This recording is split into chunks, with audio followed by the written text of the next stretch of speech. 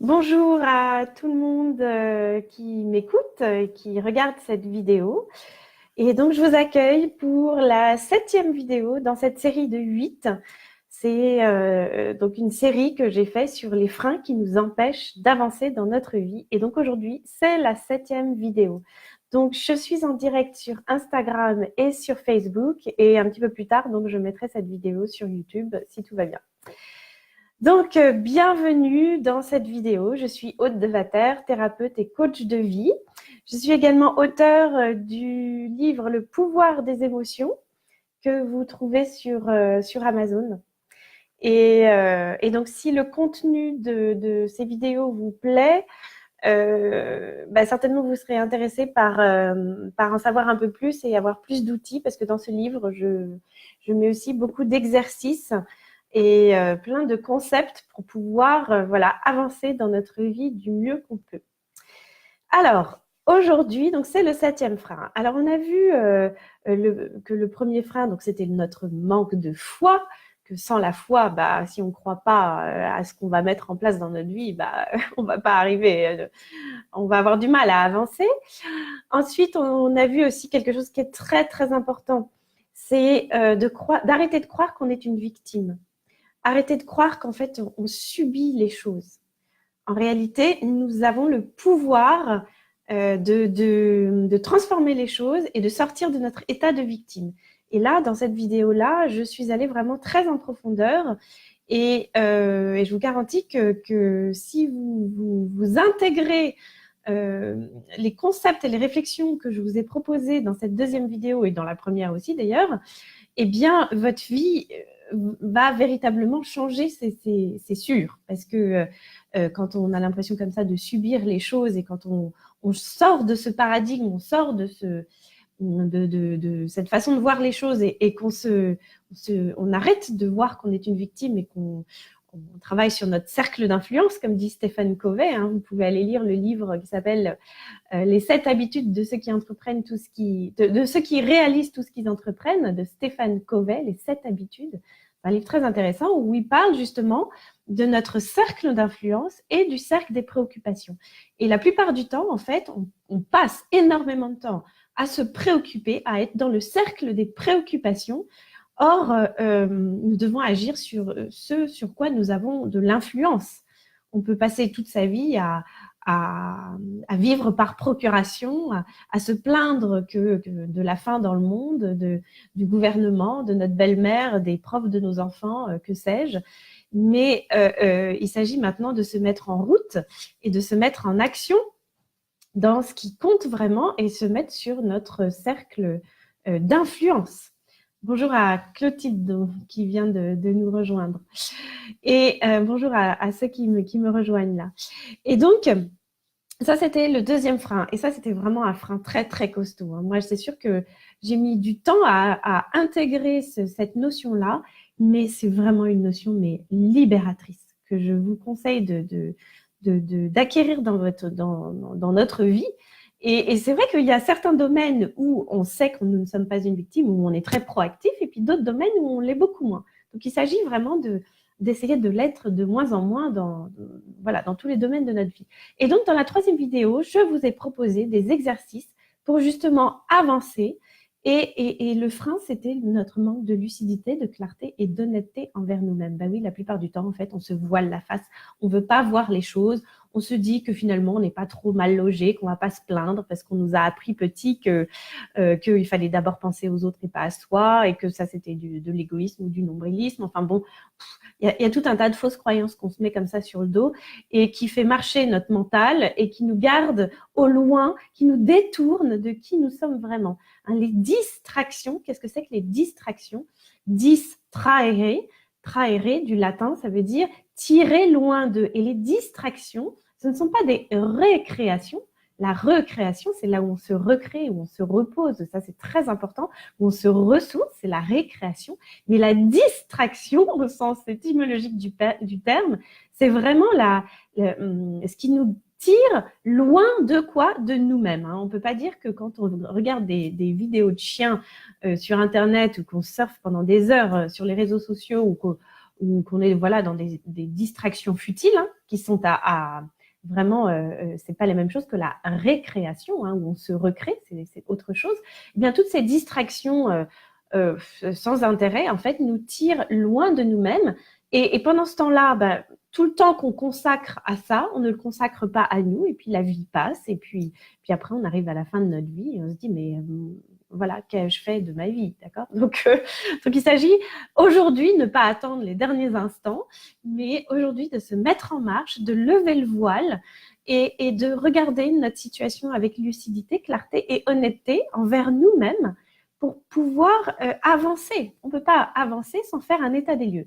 Donc ça, c'était la 3e vidéo et je vous invite à aller la revoir parce que je vous ai conseillé plusieurs exercices qui vont véritablement voilà, agir dans la transformation intérieure, d'accord ? Et le 4e frein, c'était notre manque d'humilité. Et là, je vous parle non pas de cette humilité où on se... Comment dire, c'est cette espèce de fausse humilité où on est là plus bas que terre, où on pense qu'aux autres et jamais à nous parce que voilà, c'est cette espèce de fausse modestie. Non, l'humilité, pour moi, c'est vraiment la conscience de nos forces et de nos faiblesses. C'est vraiment cette simplicité de cœur. C'est-à-dire, ben, j'ai mes forces, j'en ai. Hein. Tout le monde sur Terre a des forces et tout le monde sur Terre aussi a des faiblesses. Et vraiment être capable de voir ça. Capable de voir ça pour ensuite voir les autres et pour pouvoir ensuite rentrer dans les paradigmes des uns et des autres pour voir si ça nous convient ou si ça ne nous convient pas. Donc avoir l'humilité d'apprendre, l'humilité d'écouter, l'humilité de se remettre en question. Toutes ces choses-là qui font que voilà, on va pouvoir avancer plus facilement dans notre vie. Et donc, le 5e frein, c'était donc notre manque de courage. Parce que quand on fait le bilan, on voit que finalement, on manque quand même un peu de foi, qu'on croit qu'on subit tout, qu'on a soulevé le couvercle de pas mal de petites choses ou de grosses choses et qu'on s'aperçoit qu'en fait, on a un peu manqué d'humilité jusqu'à présent. Et bien là, tout d'un coup, on peut manquer de courage parce qu'on va se dire, dis donc, il y a quand même pas mal de choses à régler. Je crois que je vais retourner dans ma vie d'avant. Finalement, il vaut mieux que je fasse comme d'habitude dans ma routine et que je n'en sorte pas parce que là, cette montagne à grimper, elle est trop haute, trop dure. Moi, j'en suis que là. Et puis, dès qu'on commence à regarder les autres, en plus, voilà, on a l'impression que eux, ils sont déjà à mi-chemin, voire en haut. Et donc, on peut manquer de courage dans ce cas. Et donc, pour arrêter de manquer de courage, il s'agit de se remettre dans le moment présent. Pour arrêter de manquer de courage, il s'agit de ne plus... évidemment, il faut regarder son but, il faut regarder ses buts, il faut regarder le haut de la montagne qu'on a envie d'atteindre, n'est-ce pas ? Ça doit nous tirer vers le haut, mais tout de suite se remettre dans l'instant présent et se dire, là, aujourd'hui, tout de suite, maintenant, quel est le pas que je dois faire pour pouvoir aller atteindre mon sommet ? Et donc, le 6e frein, c'était le fait de ne pas passer à l'action. En fait, beaucoup d'entre nous, moi y compris, hein, on a du mal à passer à l'action. Et donc, je vous ai expliqué aussi quels étaient les freins à passer à l'action. Pourquoi est-ce qu'on ne passe pas à l'action ? Derrière tout ça, il y a des peurs. Il y a des peurs aussi bien de l'échec que les peurs de réussir. Et donc, tout ça, ça compte dans la balance. Il s'agit vraiment de nous mettre en marche pour pouvoir avancer. Et nous avons besoin de passer à l'action. Nous avons besoin d'arrêter de remettre au lendemain. Bonjour à ceux qui nous rejoignent. Coucou du Togo. Ça, c'est juste extraordinaire. Internet pour ça, c'est de pouvoir communiquer en live comme ça à l'autre bout de la Terre. Vraiment, merci beaucoup. Et donc, voilà, il nous faut apprendre à passer à l'action. Et donc, je vous ai donné quelques pistes concrètes pour pouvoir passer à l'action, pour pouvoir arriver à mettre un pied devant l'autre. Et donc aujourd'hui, nous allons parler du 7e frein qui nous empêche d'avancer. Et alors là, vous allez peut-être me dire, oui, mais bon, si on fait tout le chemin là et que finalement on arrive à passer à l'action, c'est vachement bien. Quel est le frein supplémentaire dans cette suite ? Eh bien, le frein auquel nous allons être confrontés, c'est le manque de persévérance. Oui, parce que si Bonjour Joël, merci d'être très fidèle, merci, ça me touche énormément. Si nous passons à l'action, au petit bonheur, la chance, un peu quand on y pense, eh bien, à un moment donné, on va tomber dans un piège. Alors, écoutez-moi bien, parce que c'est terrible ce piège-là, et nous le connaissons tous, ce piège-là. On va tomber dans un piège qu'on connaît tous et qui est terrible, qui s'appelle le découragement. Pourquoi? Parce qu'en fait, on va se dire, mais j'ai fait tout le travail, j'ai voulu regarder les choses avec humilité, j'ai pris mon courage à deux mains, je suis passée à l'action, mais les résultats ne sont pas au rendez-vous. Pourquoi? Parce que nous n'avons pas été persévérants. Et ça, c'est terrible, parce qu'en fait, on a fait un boulot de dingue, on a été vraiment très loin dans tout ce qu'il y avait à faire. Et bonjour Marie. Et donc là, si on ne persévère pas, on tombe dans le piège du découragement. Ben oui, parce que les résultats ne sont pas là. Les résultats ne sont pas là parce que c'est pas en passant à l'action une fois comme ça, quand on y pense, qu'on va obtenir du résultat. On vit sur Terre, dans un espace-temps, avec des jours et des nuits qui recommencent comme ça. Et il s'agit, si nous voulons vraiment changer quelque chose dans notre vie, si nous voulons améliorer quelque chose, ça ne se fait pas en un week-end, ça ne se fait pas avec un exercice, ça ne se fait pas en écoutant une vidéo, en comprenant un truc. Non, c'est la somme de tout ça que nous allons mettre en route, que nous allons mettre en place, qui va faire que les choses vont arriver, les résultats vont arriver. Nous avons besoin de cette persévérance. Ça, c'est juste fondamental. Donc, la persévérance, il faut persévérer, mais aussi, bon, c'est un petit peu la même chose, mais il s'agit de persévérer avec régularité. D'accord? La persévérance avec la régularité. Et qu'est-ce que ça vient nous donner? Bonjour Sylvain, merci de nous rejoindre. Qu'est-ce que ça va nous donner? La persévérance et la régularité, eh bien, ça nous donne des automatismes, ça nous donne des habitudes, parce que, en fait, ça devient régulier. Et il y a une expression qu'un jour j'ai entendue, et ça a fait tilt chez moi, et je trouve cette expression géniale, c'est des habitudes de croissance. C'est-à-dire que dès l'instant où vous mettez une habitude qui est bonne pour vous et qui vous fait du bien et qui va vers l'amélioration, etc., eh bien, c'est quoi? C'est une habitude de croissance. Et quand vous passez à l'action avec persévérance et régularité, eh bien, on rentre dans des habitudes de croissance. Et là, on n'y pense même plus parce que c'est automatique. Et le résultat arrive parce que, à force, eh bien, ça s'inscrit en nous et on n'y pense plus, c'est automatique et les résultats arrivent. Donc ça, c'est très important. Alors, je voudrais rajouter une petite chose. Enfin, d'abord, avant tout, vous allez, ça c'est juste pour vous, si vous pouviez vous noter de 1 à 10, à quel point vous avez de la persévérance? 1 ou 2 étant pas très persévérant et 9, 10 vraiment super persévérant. C'est juste pour vous noter par rapport à vous-même pour savoir, à votre avis, où est-ce que vous en êtes dans la persévérance de vos actions. D'accord? Donc ça, c'est juste une petite chose pour vous. Je vous renvoie également à un film que j'aime beaucoup, un film où joue l'acteur Will Smith. Ça s'appelle À la poursuite du bonheur.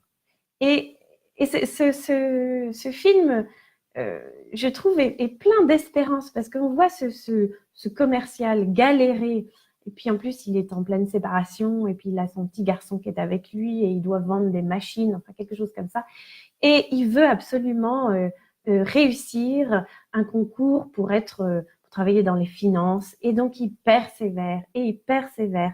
Et à la fin, il y arrive. Et c'est extraordinaire parce qu'il a touché le fond. Il y a même des moments où il n'a même plus de quoi se loger. Il s'enferme dans le métro, dans les toilettes du métro, je ne sais pas où. Et voilà, quand on tape le fond, on remonte. Mais ce dont il a fait preuve, c'est de persévérance. Donc, si vous avez besoin d'inspiration, allez voir ce film. C'est vraiment un très beau film que je montre aussi à mes enfants. Voilà, À la poursuite du bonheur avec Will Smith. Et c'est bien joué. Et voilà, je vous recommande pour cette persévérance, pour vous inspirer en termes de persévérance. Et donc, ce que je veux vous dire aussi, ça c'est plus en tant que thérapeute que je vous parle là, c'est que dans le mot persévérance, qu'est-ce qu'il y a? Il y a persévère, d'accord? Il y a le père qui est sévère. Bon, j'aime bien ce petit jeu de mots Bon, évidemment, vous allez me dire, oui, mais ça, c'est valable qu'en français et pas dans les autres langues. Peu importe. Là, on est en français, donc je m'attache, je joue avec ce jeu de mots-là. En fait, pourquoi est-ce que nous manquons de persévérance? D'accord? C'est important ce que je vais vous dire là. En fait, si vous voulez, donc on est éduqué avec un père, une mère. La mère, c'est celle qui nous englobe, c'est l'intériorité, c'est elle qui est dans la maison. Enfin, tout ça, c'est symbolique, c'est des archétypes, n'est-ce pas? Qui est dans la maison et qui assure cette sécurité intérieure. C'est elle qui materne, etc. Et que dit le père? Le père, c'est celui qui dit « Je t'aime, toi, mon fils bien-aimé, j'ai confiance en toi, va parcourir le monde ». C'est le père qui ouvre vers le monde et dans cet archétype donc masculin, c'est le soleil, c'est l'action, c'est l'énergie, c'est la chaleur. Et donc, si nous avons du mal à persévérer, il est probable que dans notre modèle masculin, peut-être qu'on n'a pas eu un père, peut-être qu'on n'a pas eu de père, ou peut-être qu'on a le père n'a pas rempli cet archétype masculin de la meilleure manière pour nous, et donc nous n'avons pas reçu comme message dans nos cellules « Va mon fils bien-aimé, ma fille bien-aimée, j'ai confiance en toi, tu peux te faire confiance, tu peux parcourir le monde ». Et donc, quand on est, quand notre père n'a pas joué ce rôle de couper le cordon avec la mère, c'est bon, vous n'avez plus besoin d'être en fusion maintenant, va mon fils, allez, parcours le monde, eh bien, on va avoir du mal à persévérer. Et dans le mot persévère, on peut trouver donc deux cas de figure, c'est-à-dire que soit on a eu un père trop sévère, c'est-à-dire que lui, il nous a carrément coupé les ailes, parce qu'en fait, on a eu peur de lui, et donc ça nous arrête dans notre persévérance, on a du mal à y aller parce qu'on a eu peur et que ça a été trop sévère, soit c'est carrément le père absent. C'est-à-dire, pas de père, il a soit pas de père, ou soit il était là, mais il n'y a eu aucune relation, aucun témoignage masculin de cette énergie masculine qui nous dit j'ai confiance en toi, je t'aime et tu peux parcourir le monde. Et peut-être que lui-même avait du mal aussi à y aller et à être persévérant. Enfin voilà.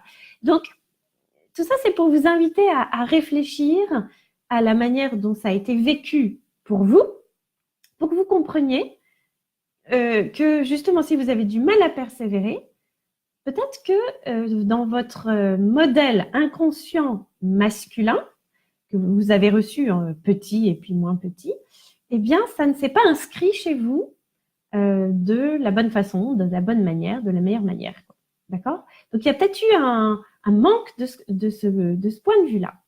Alors, vous allez me dire, bon, oui, mais maintenant, comment est-ce que je fais pour persévérer? Alors, c'est amusant parce qu'un jour, justement, j'avais quelqu'un comme ça que j'accompagnais et qui me disait,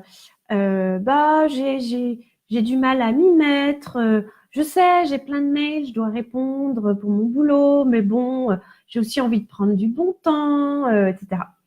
Et typiquement, justement, je l'ai questionné, je lui ai dit, mais quelle était la relation avec votre père? Est-ce que votre père a joué ce rôle d'arrêt, hein, on voit ça à l'adolescence, le père doit montrer des limites, stop, non, voilà, mais il faut se heurter, c'est très important, mais est-ce que ce père a aussi montré l'exemple pour prendre confiance et y aller?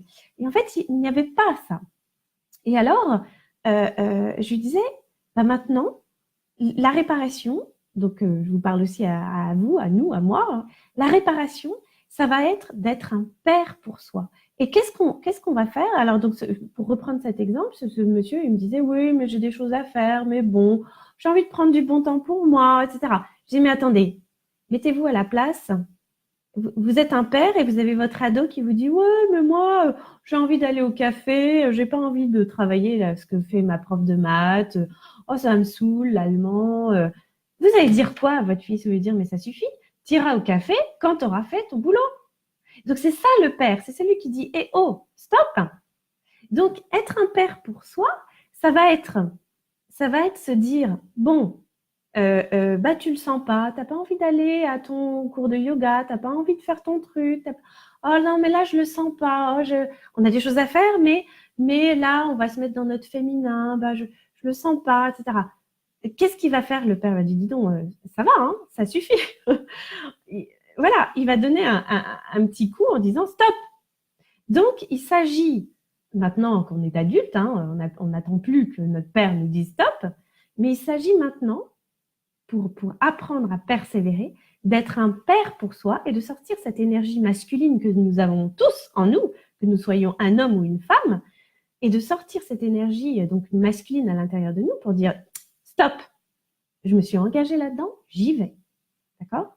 Parce que ça c'est notre côté féminin, parce que la mère, elle craque toujours en disant mais le pauvre chéri, le pauvre petit, on va peut-être pas le forcer à faire telle ou telle chose. Bon, c'est valable dans certaines situations, bien entendu.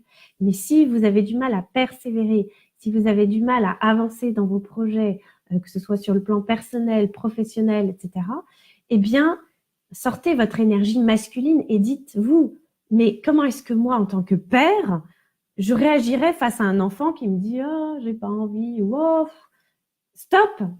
Il dirait quoi? Il mettrait le haut là et dira « Mais j'ai confiance en toi, va, fais, action !» Voilà, et c'est comme ça, en étant un père pour soi, que petit à petit, on répare le manque qui nous a manqué dans notre vie, dans notre passé, dans notre histoire, pour pouvoir ensuite devenir véritablement adulte. Voilà, elle est là la clé. Et de même, bon alors là j'insiste sur être un père pour soi, mais de même que quand on a manqué de maternité, si on a du mal à s'aimer, si on a du mal à prendre soin de soi, eh bien il s'agit non plus d'attendre la reconnaissance des autres, que notre mère nous cajole, d'attendre, parce que voilà, on est comme des enfants, on attend toujours que les solutions viennent de l'extérieur. Or, devenir adulte, cesser d'être une victime, ça c'est vidéo 2, eh bien, c'est s'approprier, se réapproprier notre énergie féminine que nous avons tous à l'intérieur de nous, que nous soyons hommes ou femmes, et être une mère pour soi. C'est-à-dire là, non, là j'apprends à prendre soin de moi, là, maintenant. Là, je m'aime et je me respecte, telle une mère qui respecterait son fils ou sa fille. Vous voyez, en fait, c'est là la guérison des blessures. Ça n'est pas attendre que les autres nous reconnaissent, ça n'est pas attendre que nos pauvres parents qui ont fait du mieux qu'ils ont pu avec leur conscience du moment nous reconnaissent alors que nous avons 40, 50, 60 ans ou 20. Non, d'accord? La réparation, c'est nous qui allons la faire. Et ça passe par être un père et être une mère pour soi.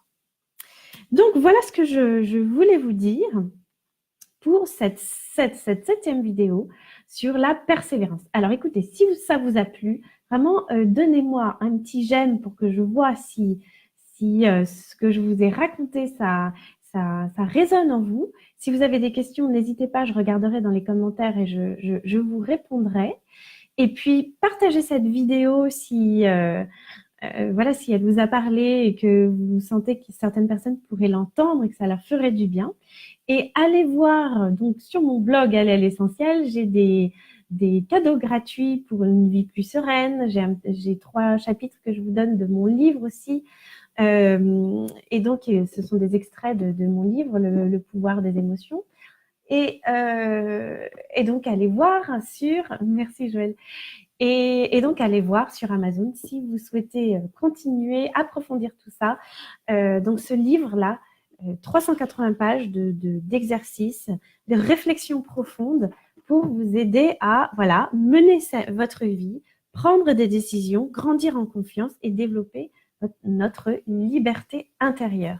Et donc, je vous dis à demain 11h du matin pour pouvoir voir le 8e frein qui nous empêche d'avancer. Et ça sera vraiment, vous allez voir, c'est la cerise sur le gâteau, c'est le 8e frein dans cette série qui, j'espère, vous a plu.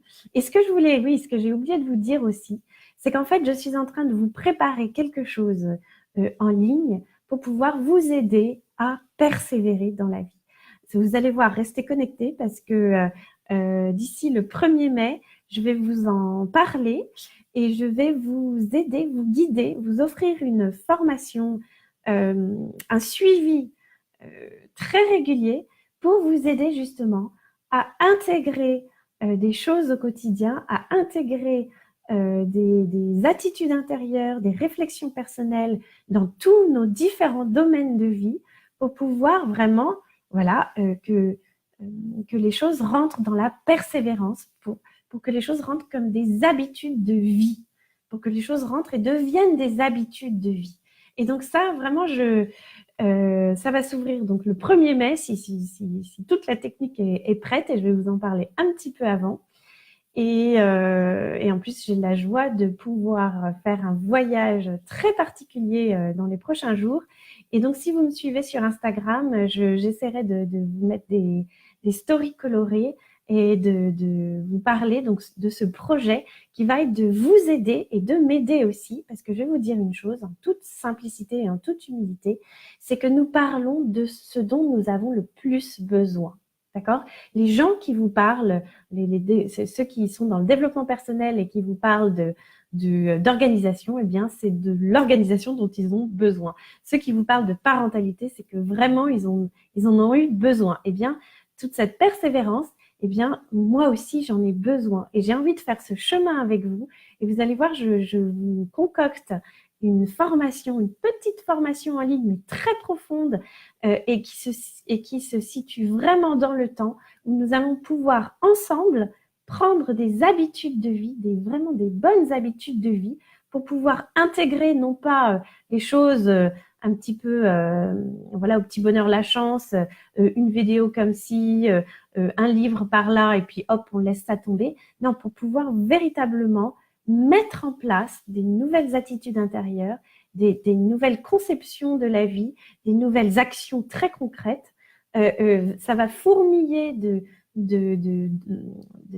conseils, d'astuces, de réflexions profondes, à la fois des grosses choses, des petites choses. Enfin, je ne vous en dis pas plus, mais dans les jours suivants, je vais vous en parler. Et je suis très contente de mener ça à bien, parce que je vais faire ça véritablement avec vous. Voilà, donc je vous dis à demain, 11h, et en direct sur Instagram et Facebook. Et puis un petit peu plus tard, si j'ai le temps avant de partir, sur YouTube, mais on va voir ça. Voilà. Terminé.